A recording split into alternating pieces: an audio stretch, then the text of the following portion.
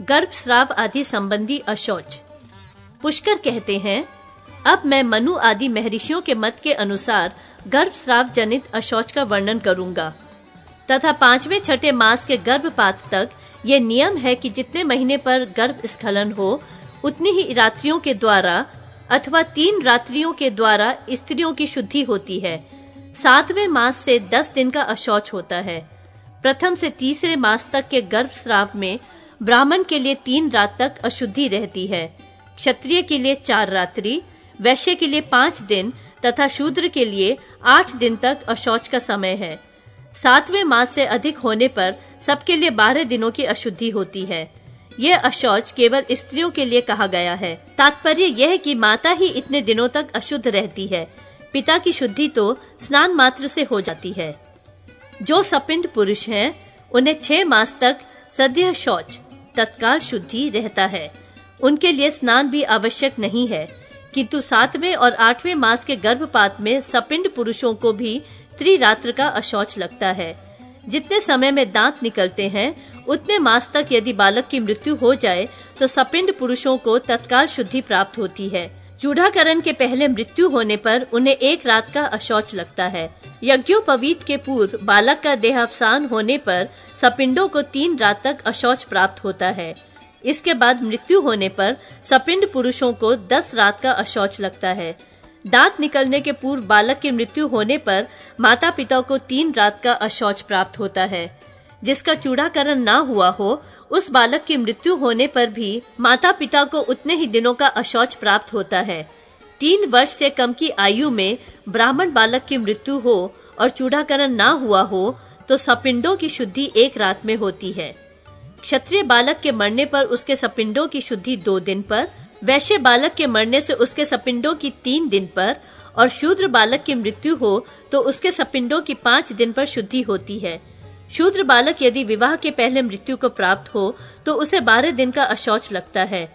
जिस अवस्था में ब्राह्मण को 3 रात का अशौच देखा जाता है उसी में शूद्र के लिए 12 दिन का अशौच लगता है, क्षत्रिय के लिए 6 दिन और वैश्य के लिए 9 दिनों का अशौच लगता है।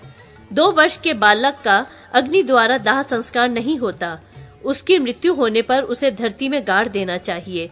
उसके लिए बांधवों को उदक क्रिया जलांजलि दान नहीं करनी चाहिए अथवा जिसका नामकरण हो गया हो या जिसके दांत निकल आए हो उसका दाह संस्कार तथा उसके निमित्त जलांजलि दान करना चाहिए।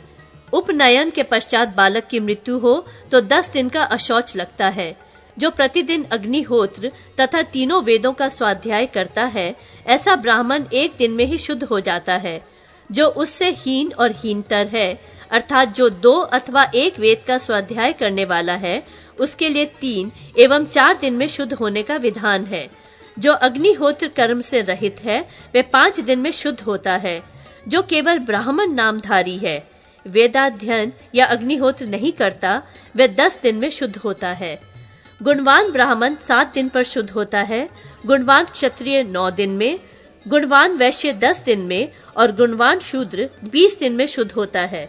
साधारण ब्राह्मण 10 दिन में, साधारण क्षत्रिय 12 दिन में, साधारण वैश्य 15 दिन में और साधारण शूद्र 1 मास में शुद्ध होता है। गुणों की अधिकता होने पर यदि 10 दिन का अशौच प्राप्त हो तो वह 3 ही दिन तक रहता है। 3 दिनों तक का अशौच प्राप्त हो तो वह 1 ही दिन रहता है तथा 1 दिन का अशौच प्राप्त हो तो उसमें तत्काल ही शुद्धि का विधान है। इसी प्रकार सर्वत्र ऊहा कर लेनी चाहिए।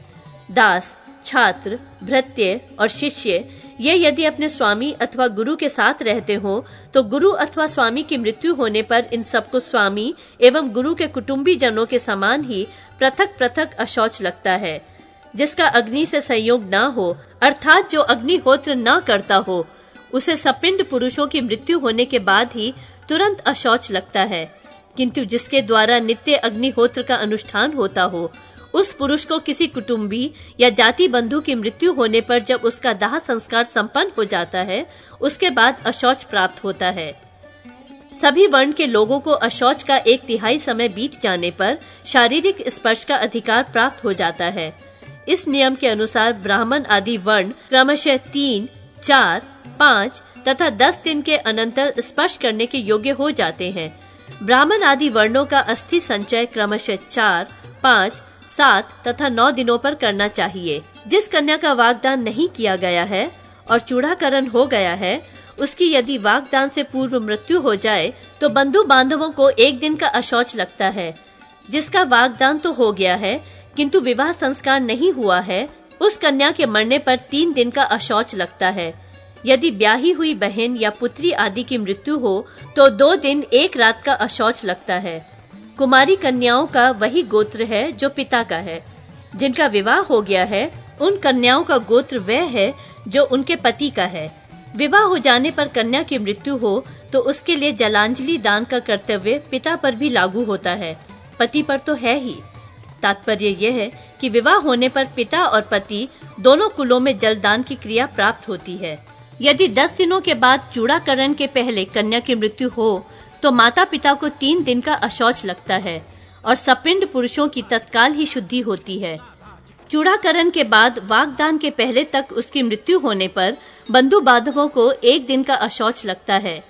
वागदान के बाद विवाह के पहले तक उन्हें 3 दिन का अशौच प्राप्त होता है। तत्पश्चात उस कन्या के भतीजों को 2 दिन 1 रात का अशौच लगता है, किंतु अन्य सपिंड पुरुषों की तत्काल शुद्धि हो जाती है। ब्राह्मण सजातीय पुरुषों के यहाँ जन्म मरण में सम्मिलित हो तो 10 दिन में शुद्ध होता है और क्षत्रिय, वैश्य तथा शूद्र के यहाँ जन्म मृत्यु में सम्मिलित होने पर क्रमशः 6, 3 तथा 1 दिन में शुद्ध होता है। यह जो अशौच संबंधी नियम निश्चित किया गया है वह सपिंड पुरुषों से ही संबंध रखता है, ऐसा जानना चाहिए। अब जो औरस नहीं है ऐसे पुत्र आदि के विषय में बताऊंगा। औरस भिन्न क्षेत्रज, दत्तक आदि पुत्रों के मरने पर तथा जिसने अपने को छोड़कर दूसरे पुरुष से संबंध जोड़ लिया हो अथवा जो दूसरे पति को छोड़कर आई हो और अपनी भार्या बनकर रहती हो, ऐसी स्त्री के मरने पर 3 रात में अशौच की निवृत्ति होती है।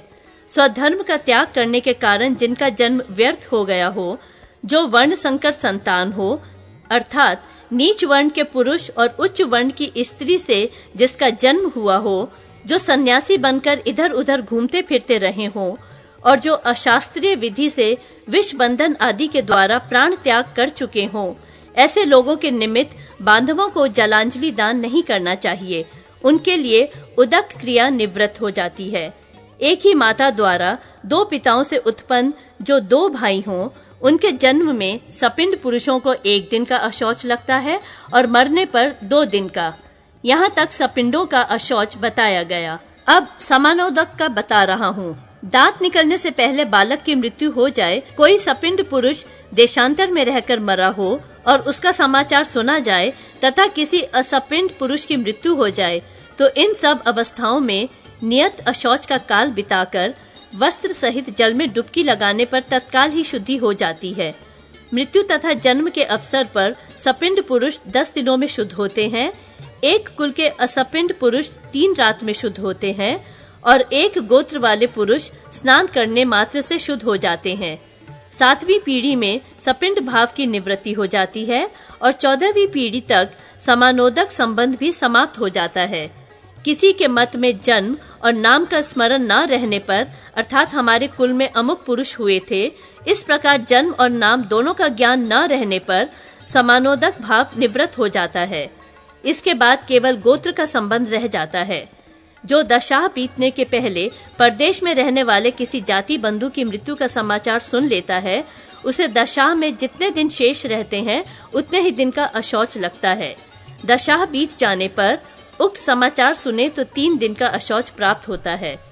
वर्ष बीत जाने पर उक्त समाचार ज्ञात हो तो जल का स्पर्श करने से ही मनुष्य शुद्ध हो जाता है। मामा, शिष्य, ऋत्विक तथा बांधव जनों के मरने पर 1 दिन, 1 रात और 1 दिन का अशौच लगता है। मित्र, दामाद, पुत्री के पुत्र, भांजे, साले और साले के पुत्र के मरने पर स्नान मात्र करने का विधान है। नानी, आचार्य तथा नाना की मृत्यु होने पर 3 दिन का अशौच लगता है। दुर्भिक्ष, अकाल पड़ने पर, समूचे राष्ट्र के ऊपर संकट आने पर, आपत्ति विपत्ति पड़ने पर तत्काल शुद्धि कही गई है।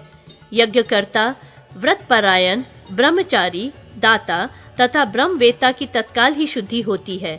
दान, यज्ञ, विवाह, युद्ध तथा देशव्यापी विप्लव के समय भी सद्य शुद्धि ही बताई गई है। महामारी आदि उपद्रव में मरे हुए का अशौच भी तत्काल ही निवृत्त हो जाता है। राजा, गौ तथा ब्राह्मण द्वारा मारे गए मनुष्यों की और आत्मघाती पुरुषों की मृत्यु होने पर भी तत्काल ही शुद्धि कही गई है।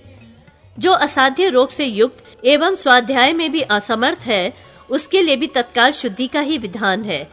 जिन महापापियों के लिए अग्नि और जल में प्रवेश कर जाना प्रायश्चित बताया गया है, उनका वह मरण आत्मघात नहीं है। जो स्त्री अथवा पुरुष अपमान, क्रोध, स्नेह, तिरस्कार या भय के कारण गले में बंधन, फांसी लगाकर किसी तरह प्राण त्याग देते हैं, उन्हें आत्मघाती कहते हैं। वह आत्मघाती मनुष्य 1,00,000 वर्ष तक अपवित्र नरक में निवास करता है।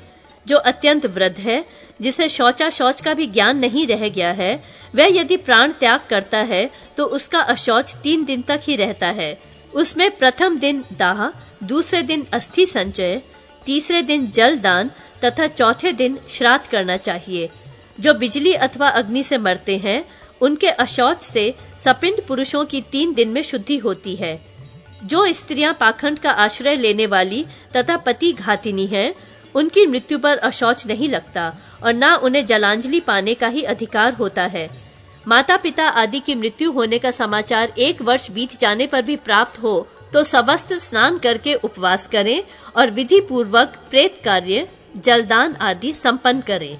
जो कोई पुरुष जिस किसी तरह भी असपिंड शव को उठाकर ले जाए, वे वस्त्र सहित स्नान करके अग्नि का स्पर्श करे और घी खा ले, इससे उसकी शुद्धि हो जाती है। यदि उस कुटुंब का वह अन्न खाता है तो 10 दिन में ही उसकी शुद्धि होती है। यदि मृतक के घर वालों का अन्न ना खाकर उनके घर में निवास भी न करे तो उसकी 1 ही दिन में शुद्धि हो जाएगी। जो द्विज अनाथ ब्राह्मण के शव को ढोते हैं, उन्हें पग पग पर अश्वमेध यज्ञ का फल प्राप्त होता है और स्नान करने मात्र से उनकी शुद्धि हो जाती है। शूद्र के शव का अनुगमन करने वाला ब्राह्मण 3 दिन पर शुद्ध होता है। मृतक व्यक्ति के बंधु बांधवों के साथ बैठकर शोक प्रकाश या विलाप करने वाला द्विज उस 1 दिन और 1 रात में स्वेच्छा से दान और श्राद्ध आदि का त्याग करे। यदि अपने घर पर किसी शूद्रा स्त्री के बालक पैदा हो या शूद्र का मरण हो जाए तो 3 दिन पर घर के बर्तन भांडे निकाल फेंके और सारी भूमि लीप दे, तब शुद्धि होती है। सजातीय व्यक्तियों के रहते हुए ब्राह्मण शव को शूद्र के द्वारा न उठवाए। मुर्दे को नहलाकर नूतन वस्त्र से ढक दें और फूलों से उसका पूजन करके शमशान की ओर ले जाएं। मुर्दे को नंगे शरीर न जलाएं। कफन का कुछ हिस्सा फाड़कर शमशान वासी को दे देना चाहिए। उस समय सगोत्र पुरुष शव को उठाकर चिता पर चढ़ावे। जो अग्निहोत्री हो उसे विधि पूर्वक 3 अग्नियों, आहवनीय, गार्हपत्य और दक्षिणा अग्नि द्वारा दग्ध करना चाहिए। जिसने अग्नि की स्थापना नहीं की हो परंतु उपनयन संस्कार से युक्त हो, उसका 1 अग्नि आहवनीय द्वारा दाह करना चाहिए तथा अन्य साधारण मनुष्यों का दाह लौकिक अग्नि से करना चाहिए। अस्मात् त्वं भिजातो असि त्वदयं जायताम पुनः असौ स्वर्गाय लोकाय स्वाहा। इस मंत्र को पढ़कर पुत्र अपने पिता के शव के मुख में अग्नि प्रदान करे। फिर प्रेत के नाम और गोत्र का उच्चारण करके बांधव जन 1-1 बार जल दान करें। इसी प्रकार नाना तथा आचार्य के मरने पर भी उनके उद्देश्य से जलांजलि दान करना अनिवार्य है। परंतु मित्र, ब्याही हुई बेटी बहन आदि, भांजे, ससुर तथा ऋत्विज के लिए भी जलदान करना अपनी इच्छा पर निर्भर है। पुत्र अपने पिता के लिए 10 दिनों तक प्रतिदिन अपो नः शोषुजत अयम इत्यादि पढ़कर जलांजलि दे। ब्राह्मण को 10 पिंड, क्षत्रिय को 12 पिंड, वैश्य को 15 पिंड और शूद्र को 30 पिंड देने का विधान है। पुत्र हो या पुत्री अथवा और कोई, वह पुत्र की भांति मृत व्यक्ति को पिंड दे। शव का दाह संस्कार करके जब घर लौटे तो मन को वश में रखकर द्वार पर खड़ा हो दांत से नीम की पत्तियां चबाए। फिर आचमन करके अग्नि, जल, गोबर और पीली सरसों का स्पर्श करे। तत्पश्चात पहले पत्थर पर पैर रखकर धीरे धीरे घर में प्रवेश करे। उस दिन से बंधु बांधवों को क्षार नमक नहीं खाना चाहिए, मांस त्याग देना चाहिए, सबको भूमि पर शयन करना चाहिए। वे स्नान करके खरीदने से प्राप्त हुए अन्न को खाकर रहें। जो प्रारंभ में दाह संस्कार करे उसे 10 दिनों तक सब कार्य करना चाहिए। अन्य अधिकारी पुरुषों के अभाव में ब्रह्मचारी ही पिंड दान और जलांजलि दान करे। जैसे सपिंडों के लिए ये मरना शौच की प्राप्ति बताई गई है, उसी प्रकार जन्म के समय भी पूर्ण शुद्धि की इच्छा रखने वाले पुरुषों को अशौच की प्राप्ति होती है। मरना शौच तो सभी सपिंड पुरुषों को समान रूप से प्राप्त होता है, किंतु जनना शौच की अस्पृश्यता विशेषतः माता पिता को ही लगती है। इनमें भी माता को ही जन्म का विशेष अशौच लगता है, वही स्पर्श के अधिकार से वंचित होती है। पिता तो स्नान करने मात्र से शुद्ध, स्पर्श करने योग्य हो जाता है। पुत्र का जन्म होने के दिन निश्चय ही श्राद्ध करना चाहिए।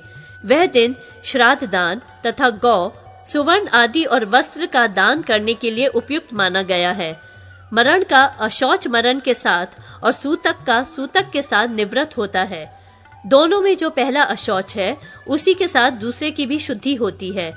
जन्मा शौच में मरना शौच हो अथवा मरना शौच में जन्मा शौच हो जाए तो मरना शौच के अधिकार में जन्मा शौच को भी निवृत्त मानकर अपनी शुद्धि का कार्य करना चाहिए। जन्मा शौच के साथ मरना शौच की निवृत्ति नहीं होती। यदि एक समान 2 अशौच हो, अर्थात जन्म सूतक में जन्म सूतक और मरना शौच में मरना शौच पड़ जाए तो प्रथम अशौच के साथ दूसरे को भी समाप्त कर देना चाहिए। और यदि असमान अशौच हो, अर्थात जन्मा शौच में मरना शौच और मरना शौच में जन्मा शौच हो, तो द्वितीय अशौच के साथ प्रथम को निवृत्त करना चाहिए। ऐसा धर्मराज का कथन है। मरना शौच के भीतर दूसरा मरना शौच आने पर वह पहले अशौच के साथ निवृत्त हो जाता है। गुरु अशौच से लघु अशौच बाधित होता है, लघु से गुरु अशौच का बाध नहीं होता। मृतक अथवा सूतक में यदि अंतिम रात्रि के मध्य भाग में दूसरा अशौच आ पड़े तो उस शेष समय में ही उसकी भी निवृत्ति हो जाने के कारण सभी सपिंड पुरुष शुद्ध हो जाते हैं। यदि रात्रि के अंतिम भाग में दूसरा अशौच आवे तो 2 दिन अधिक बीतने पर अशौच की निवृत्ति होती है, तथा यदि अंतिम रात्रि बिताकर अंतिम दिन के प्रातः काल अशौचांतर प्राप्त हो तो 3 दिन और अधिक बीतने पर सपिंडों की शुद्धि होती है। दोनों ही प्रकार के अशौचों में 10 दिनों तक उस कुल का अन्न नहीं खाया जाता है। अशौच में दान आदि का भी अधिकार नहीं रहता। अशौच में किसी के यहाँ भोजन करने पर प्रायश्चित करना चाहिए। अनजान में भोजन करने पर पातक नहीं लगता। जानबूझकर खाने वाले को 1 दिन का अशौच प्राप्त होता है।